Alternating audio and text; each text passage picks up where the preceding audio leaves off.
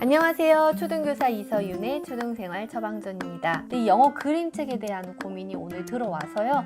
이 고민에 대한 이야기 한번 나눠보도록 하겠습니다. 안녕하세요. 4세, 6세 남자아이들 키우고 있는 엄마입니다. 1년 정도 아이들 책 육아하면서 나름 잘하고 있다 생각을 하고 있고 매일 책 읽기와 독후 활동, 연계 활동도 하면서 책이 재미있다는 걸 저도 아이도 인지하고 있습니다. 다만 얼마 전부터 시작한 영어 그림책 읽기를 하게 되었는데 의문이 생기더라고요. 다름 아닌 영어 문장 해석인데요. 아이들은 그림으로 그 상황을 그대로 받아들이며 단어의 뜻을 유추하는 것 같은데 제가 궁금해서 찾아보고 자꾸만 영어 한 줄 읽고 한글 한 줄로 번역을 하고 있더라고요. 이렇게 해도 괜찮은 건지 아니면 그냥 영어 언어로 인식하고 그림으로 뜻을 유추하는 게 좋은 건지 궁금합니다. 라고 이제 고민을 주셨어요. 네, 언어를 배우는 과정은요. 가설을 세워서요. 그 가설을 검증하는 과정이다 라고도 봅니다. 그래서 예를 들면은 아이가 이 사과라는 단어를 배운다고 생각을 한번 해보세요. 그러면 엄마가 어느 날 이렇게 생긴 과일을 가지고 와가지고 누구야 사과 먹을래? 라고 말을 하는 거예요. 그러면 아이는 아 저거를 사과라고 하는구나 하고 머릿속으로 나름대로 가설을 세우는 거예요. 또 며칠 후가 지나고 나서 누구야 사과 먹자 하면서 또 엄마가 막 사과라는 단어를 써요. 내가 세운 가설 요렇게 생긴 건 사과라고 한다 라는 거를 계속해서 검증해 나가면서 아 사과라는 단어를 배우게 되고 말로 하게 되는 겁니다. 이 언어 감각이 좀 뛰어났다라는 걸 이제 가설을 나름대로 빨리 세울 줄 알고 그 가설을 빨리 검증할 줄 안다라는 거고요.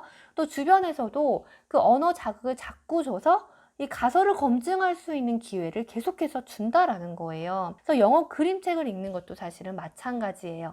그러니까 영어 그림책을 읽죠. 그러면 그게 무슨 뜻인지 모르지만 주변의 그 영어 그림이라든지 어떤 맥락이라든지 분위기라든지 또는 소리내서 읽어준다라고 하면 그 말투라든지 이런 것들로 아이는 대충 이거는 어떤 뜻일 것 같다라고 자기 나름대로 가설을 세우는 거예요. 그리고 그 가설을 검증을 해나가죠. 어떻게 검증을 하냐? 그 영어 그림책을 계속해서 반복해서 읽다 보면은 검증이 될 수도 있고요. 그 그림책에서 봤던 표현을 다른 데서 또 보게 되면서 검증이 될 수도 있다라는 거예요. 그래서 예를 들면 Brown bear, brown bear, what do you see? 라는 영어 그림책을 아이한테 읽어준다라고 해보세요. 그러면 brown bear 해놓고 이 갈색 곰이라고 해석을 하지 않는다라는 거죠. 대신에 이 그림을 봐요. 아, 요게 브라운 베어리구나 라고 대충 가설을 세워요. 나중에 근데 어디에선가 브라운 칼이라는 걸 본 거예요. 그러면 그때 브라운 베어, 브라운 칼? 아, 공통된 게 브라운이 있네? 아, 요런 색을 브라운이라고 하는구나 라고 나름대로 가설을 검증을 하면서 브라운이라는 단어를 배우게 된다라는 거죠. What do you see? 이것도 마찬가지예요. What do you see? 라고 해서 너는 뭘 보고 있니? 라고 해석을 해주지 않는 거죠. 대신에 최대한 많은 힌트를 줘요. 그 가설을 검증할 수 있는 힌트요. 그러니까는 제스처나 말투. What do you see? 뭐 see를 하면서 이렇게 보는 걸 해준다거나 what 이런 식으로 What do you see? 이런 식으로 힌트를 주고요. 또 아이가 뭔가 보고 있을 때 What do you see? 라는 표현을 한 번 더 사용을 해주시면 또 가설을 검증할 수 있고요. 그러면서 자기가 이 뜻을 배워나간다는 거예요. 모국어도 그렇게 배웠어요. 제가 조금 더 추가 설명을 하기 위해서 두 가지 한번 질문을 드리고 싶어요. 첫 번째예요. 어떤 질문에 대하여 전문가가 정확한 답변을 하지 못하면 많은 지식이 있는 게 아니다. 매우 동의한다라고 생각을 하면 1, 매우 반대하다. 그렇지 않다라고 생각하면 5예요. 그래서 1, 2, 3, 4, 5점 척도니까요. 마음속으로 하나를 한번 체크해 보세요. 네, 그 다음은요.